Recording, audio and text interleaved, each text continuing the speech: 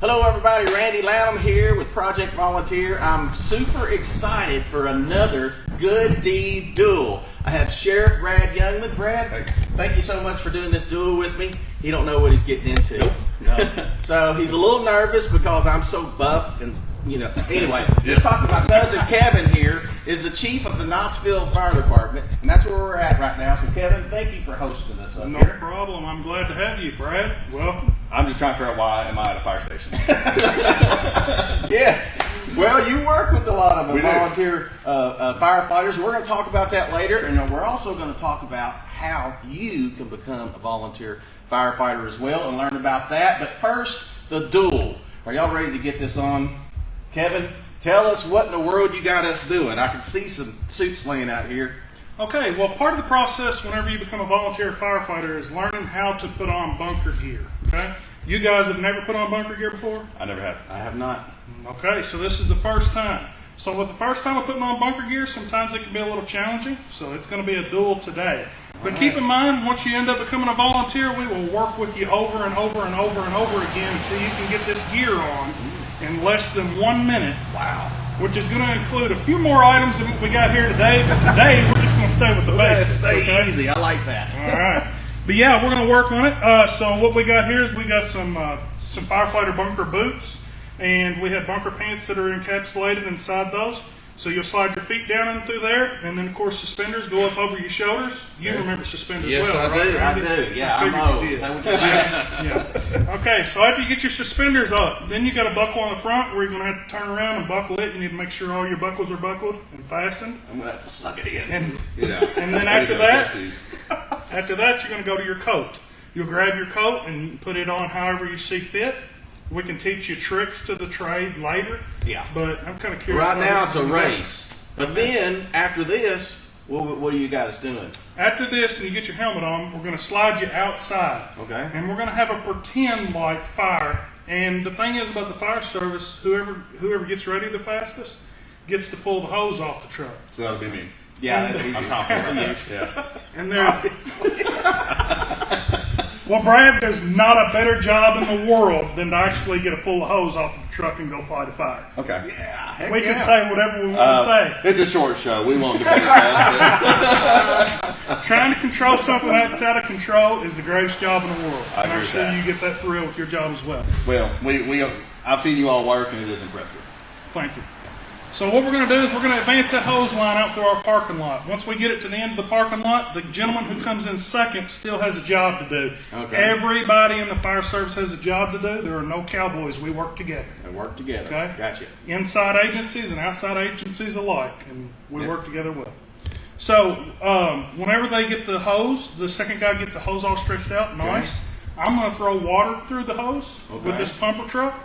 Brad, what's your signal? What's our signal? Whoever gets there first, Yeah. it'll probably be me. Yeah, exactly. So that's our signal for turn the water in, okay? Okay. So whenever he signals, I'll throw the water through the line, it'll come out to the end, and Brad, you get the most interesting job if you end up beating Randy, and that's throwing water out through there. Okay. But Randy, if you beat Brad, then I guess you get to turn around and squirt Brad. I don't know. Are you kidding? He's got handcuffs. It's just a show for me, folks. Yeah. Well, this sounds good, so let's get it done. So putting on the suits and then working together for the hose. We'll spray, and you promised us you would go easy on the water, so we're not laying on the concrete. I will. So let's do this. All right. Are we ready? Y'all ready? Yep. Gentlemen, on your mark, get set, go!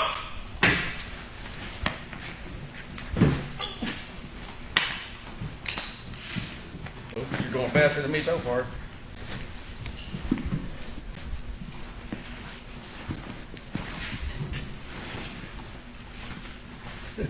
Oh, these are not tight.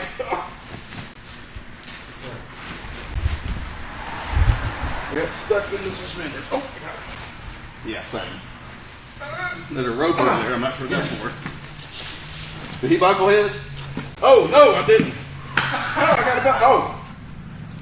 Is that it? I think. Close enough?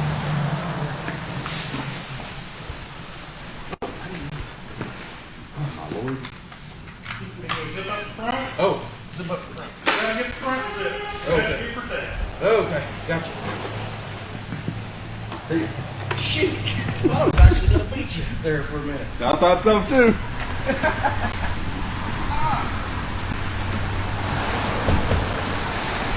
I'm going to take the white hose. White hose.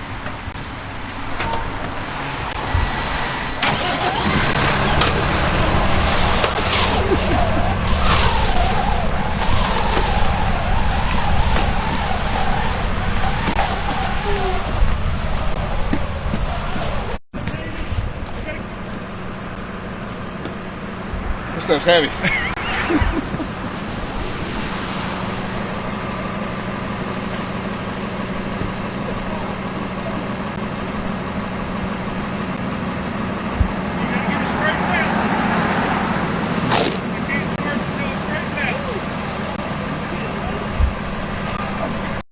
All right, so we had a little bit of a problem with the Wi-Fi and all that good stuff. And we are out here in Knoxville. There's not a great phone signal out here, but regardless, let's wrap this up. So, Brad, you are the winner, Yes. chicken dinner. Thank I you. told you if you stay around, I'd go buy you some chicken wings over That's here right. in Blaze. Oh, that'd be great. But I just thank want to you. point out how it's funny that the signal cut out. I'm surrounded by lambs. I win, and suddenly we have technical difficulties. But, whatever.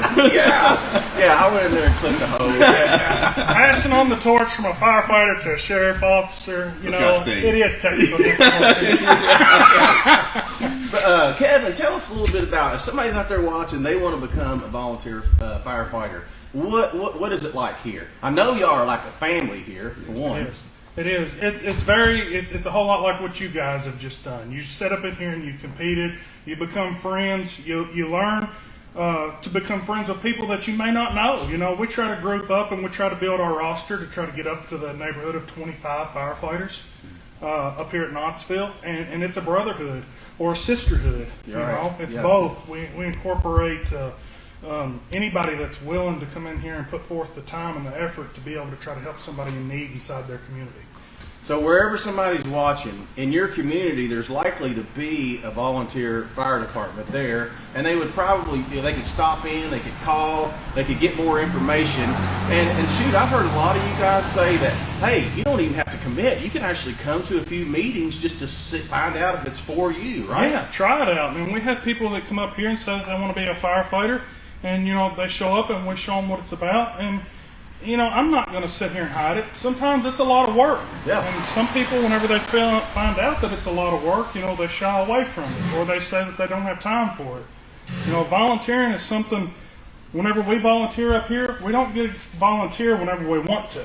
Right. We volunteer whenever the tones drop. Yeah. And we have to go to people's emergencies in all hours of the night. Yeah.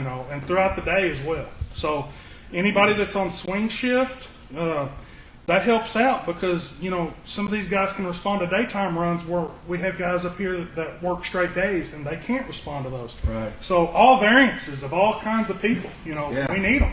Yeah. And plus it helps us learn too, because we get to communicate and build those relationships within our area in which we serve.